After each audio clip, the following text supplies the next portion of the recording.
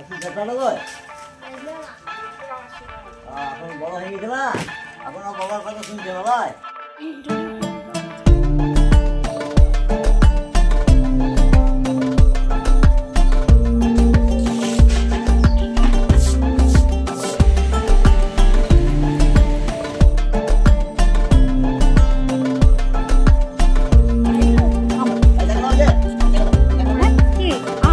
এই প্রচণ্ড গরমে সংসারে পজিটিভ ধরে রাখতে অসুস্থ শরীরে যেভাবে সকাল থেকে দুপুর পর্যন্ত ক্লান্ত পরিশ্রম করি, তো আমি সকাল থেকে দুপুর পর্যন্ত কিভাবে সংসারের সমস্ত কাজ টাইমের মধ্যে কমপ্লিট করি, তো সেটাই শেয়ার করব।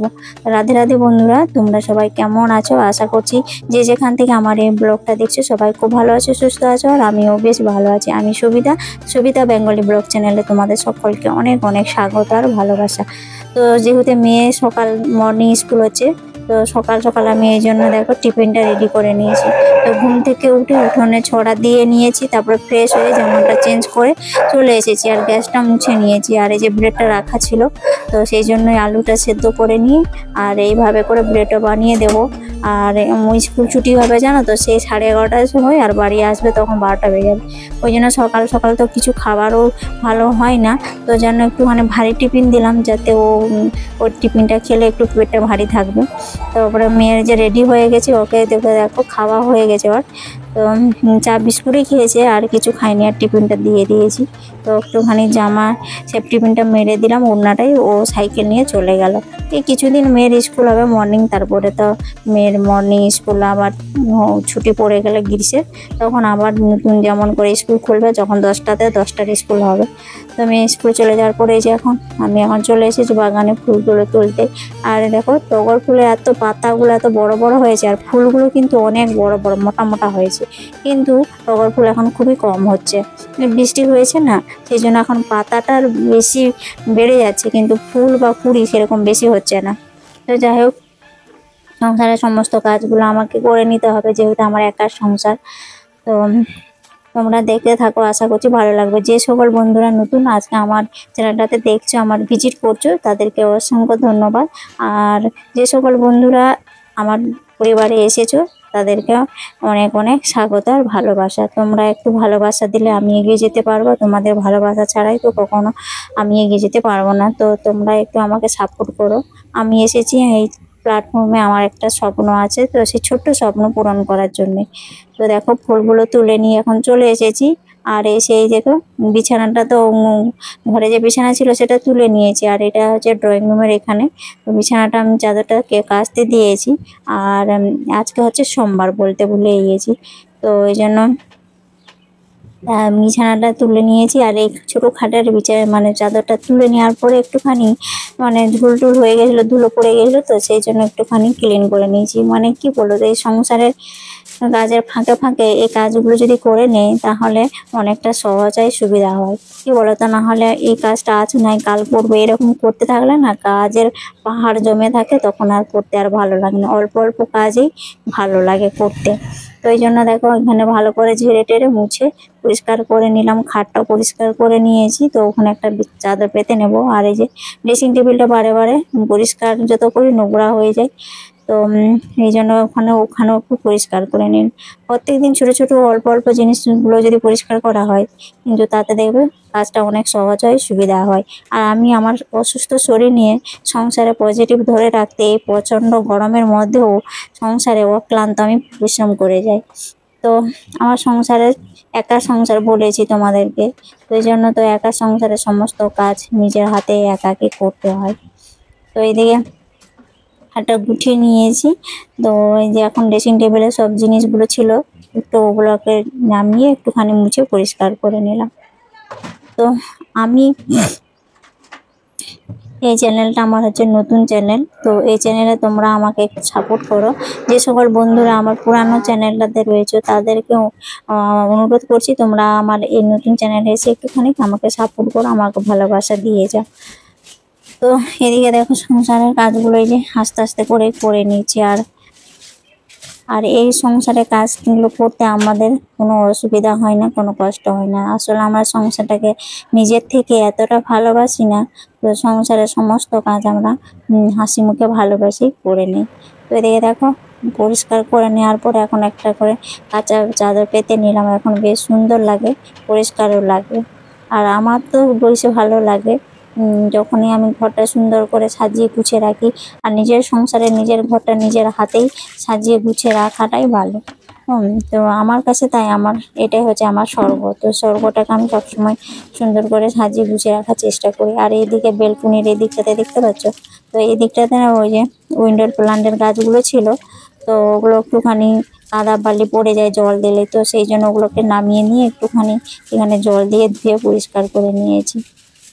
তো তারপরে এই যে উঠোনটাই যে কাদা হয়ে গেছিলো সেই জন্য। আর এগুলো না সব হচ্ছে বৃষ্টির জল। তাই বললাম না, একটুখানি বুদ্ধি খাটিয়ে যদি এভাবে সংসারে কাজগুলো করা যায় তাহলে কতটাই না আমাদের উপকার হয়, তাই না? তো বৃষ্টির জলটা কেন অপচয় হবে, নষ্ট হবে, তার জন্য আমি ধরে রেখে আর এরকম করে উঠোন সব কিছু গাছ এগুলো সব কিছু জল দিয়ে পরিষ্কার করে নিতে পারি। আর আমার হচ্ছে কি সব সময় যে কোনো কাজটা করি সেটা যেন নিট অ্যান্ড ক্লিন পরিষ্কার হয়। আর পরিষ্কার পরিচ্ছন্নতায় যেন তো মাল উঠে বাস, যেখানে পরিষ্কার পরিচ্ছন্ন থাকবে সেখানে মাল উঠে বাস হবে, ঘরে বাইরে সব দিকে। আমি সবসময় এই যে সকালে এই যে কাজগুলো করার সময় কি বলো তো, চান করার আগে এই কাজগুলো করে নিই। চান করার পরে না তখন আর ভালো লাগে না এইসব কাজগুলো করতে। তো সেই জন্যই চান করার আগেই সব বাসি কাজ সেরে নিয়ে এই যে এখন জামা কাপড়গুলো সব ধুয়ে মিলেও নিয়েছি। তারপরে এই যে গামলাগুলো যে একটুখানি মানে কাদার মতো পড়েছিল, নোংরা হয়েছিল নিচেরটা, তো সেই জন্য গামলাটাকে সুন্দর করে ধুয়ে পরিষ্কার করে রেখে দিলাম। আবার বৃষ্টি হলে আবার যখন আবার জল ধরে নেব। তো আমি এইভাবে করে করি। আর এইদিকে দেখো প্রত্যেকদিন আমার এই যে ঠাকুরের বাসন আমি এরকম সুন্দর করে পরিষ্কার করে ধুয়ে নিই। আর আমরা যেমন আমাদের খাবার বাসনগুলো প্রত্যেকদিন পরিষ্কার পরিচ্ছন্ন করে রাখি, তো সেই রকম আমি ঠাকুরেরও পরিষ্কার পরিচ্ছন্ন রাখি। তোমরা যেহেতু আমার প্রথম পরিবারে এসেছো, তোমরা হয়তো বুঝতে পারবে না, তোমরা আমার পরিবারে এসো আর আমার ভিডিওটা কন্টিনিউ দেখো, তাহলে বুঝতে পারবে আমার কাজ। কোন যদি ভালো লাগে তোমাদের, তাহলে তোমরা প্লিজ আমার চ্যানেলটাতে সাবস্ক্রাইব করে আমার বন্ধু হয়ে আমার পাশে থাকবে। তো ওগুলো সব করে নিয়েছি। তারপরে এই যে দেখো মিক্সচার মেশিনটা একটুখানি পরিষ্কার করে নিচ্ছি। আর এটাকে মাসে একবার অন্তর অন্তর আমি পরিষ্কার করে রাখি। সব জিনিসটাই দেখবে পরিষ্কার পরিচ্ছন্ন যত রাখবে সেই জিনিসটা টেকসই অনেক দিন হয় আর অনেক দিন ভালো থাকবে। আর এই জিনিসটা আমার অনেক দিনের কারণ আমার 20 বছর হয়েছে বিয়ে হয়েছে, তখন থেকে আমার এই জিনিসটা আছে, এখনো ভাঙে না, ক্ষতি হয় না, কিছু হয় না। মাঝে মাঝে একটুখানি কারেন্টের যেহেতু ইলেকট্রিকের হয়তো একটুখানি ডিস্টার্ব হতে পারে, কিন্তু কখনো ভাঙে না। হ্যাঁ, এত বছর ধরে আমি জিনিসটাকে যত্ন করে রেখেছি বলে রয়েছে, তাই না? সেই জন্য ভালোবাসায় সব জিনিসটাই সুন্দর করা যায় আর সুন্দরভাবে রাখা যায়। তো দেখো এখন আমি বাইরে নিয়ে এসে এটাকে পরিষ্কার করছি, কিন্তু আমি কোনো জল দিই না, জল দিলে তো ইলেকট্রিকের জিনিস নষ্ট হয়ে যাবে। তো একটা স্কচ ব্রাইট দিয়ে পরিষ্কার করার পরে একটা ভিজের নাতা দিয়ে মুছে নিয়েছি, তারপরে একটা শুকনো নাতা দিয়ে মুছে নেবো। এইভাবে পরিষ্কার করে রাখলে দেখো কত সুন্দর লাগছে। দেখো আমার এটা নতুনের মতোই লাগছে। আর ওইগুলো একটুখানি ফেটে গিয়েছিল বলে ওই যে আঠা মতো দিয়ে দিয়েছে। কত বছরের জিনিস, ভাবতে পারা যায় এত বছরের জিনিস যে এত সুন্দর হবে, তো ভাবাই যায় না। আমি আমার সংসারের প্রত্যেকটা জিনিসকে আমার এতটা মায়া জড়িয়ে রয়েছে, প্রত্যেকটা জিনিসের মধ্যে ভেঙে গেলেও আমি সেই জিনিসটা ছাড়তে পারি না, কেন বলো তো, সেটা আমার কাজে লাগবে। তো এটা আমাকে অসময়ে আমাকে সাথের সঙ্গে আমার পাশে ছিল, আর এতদিন তাদের উপর একটা মায়া জমে গেছে। তো ওটা সারাই করে নিলে তো ওটা তো চলবে, তাহলে ওটাকে ফেলে দেবো কেন অযথা? আবার নতুন কিনতে গেলে আবার তো অনেকটাই টাকা লাগবে, তাই না? আমাদের মতো মধ্যবিত্ত পরিবারের ফ্যামিলিদের হাউসওয়াইফদের একটুখানি ভেবে চিনতে সংসারের আয় বুঝে ব্যয় করতে হবে। তো আমিও তাই করি। দেখো তোমাদের সাথে গল্প করতে আমার এই পাশে সুন্দর করে পরিষ্কার করে মোছা হয়ে গেল। তারপরে যে চান টান করে নিয়ে আজকে যেহেতু সোমবার, তো একটুখানি মহাদেব বাবারও একটুখানি সেবা দিয়ে দেব।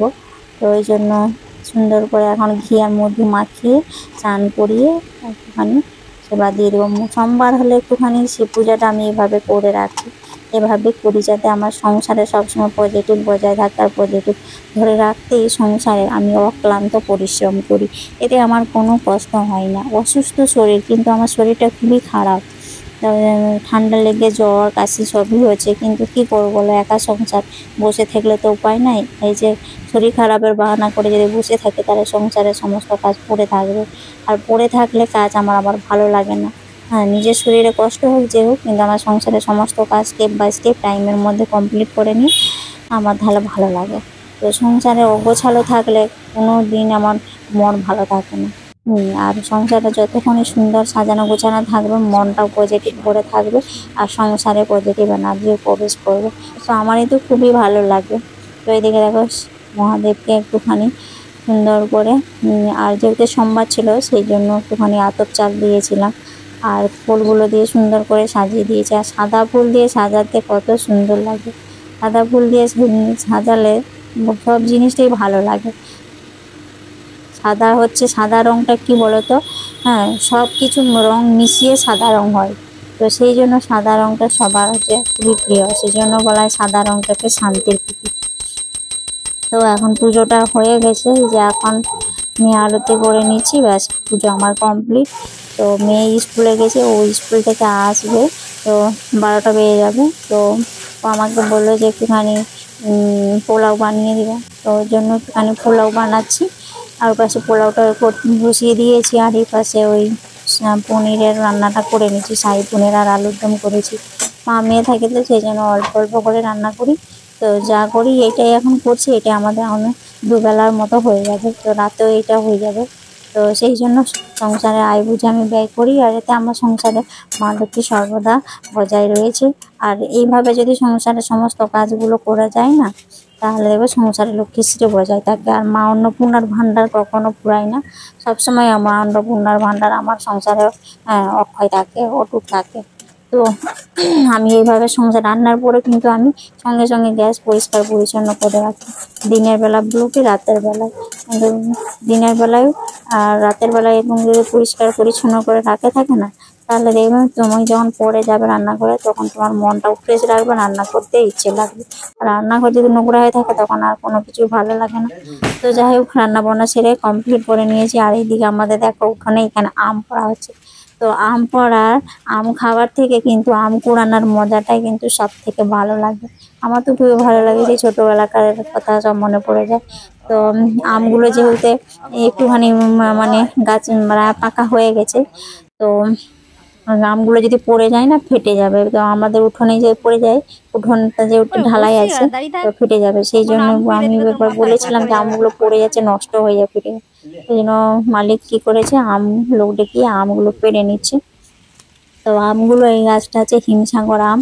তো এত সুন্দর আম না, কি বলবো, খুবই মিষ্টি। আর এই যে এক ব্যাগ হয়েছে, এটা নিয়ে যাচ্ছে, আর এক ব্যাগ হবে। তো আমাদেরকেও আম দিয়েছে, আর কাজের মেয়েও আম দিয়েছে, সবাইকে আম দিয়েছে। আর আমগুলো এত বড় বড় আর এত মিষ্টি, কি বলবো।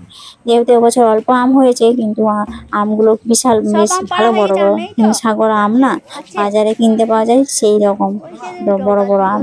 আর বাজারের থেকে মনে হচ্ছে আরো ভালো, যেহেতু কি বলতো নিজের গাছের আমের টেস্ট যেরকম হয়, কেনাতে সেরকম টেস্ট পাওয়া যায়, সেরকম পাওয়া যায় না। তো নিজের গাছের আমের মতো স্বাদ কখনো হয় না। তো যাই হোক, আম কুড়াতে কুড়াতে আমি ভিডিওটা এখানেই শেষ করে নিচ্ছি। আর ভিডিওটা কেমন লাগলো অবশ্যই কমেন্ট করে জানাবে। ততক্ষণ তোমরা সবাই ভালো থাকো, সুস্থ থাকো, সাবধানে থাকো। দেখা হচ্ছে আবার একটা সুন্দর নতুন ভিডিওতে। ততক্ষণের জন্য সবাইকে টাটা, বাই।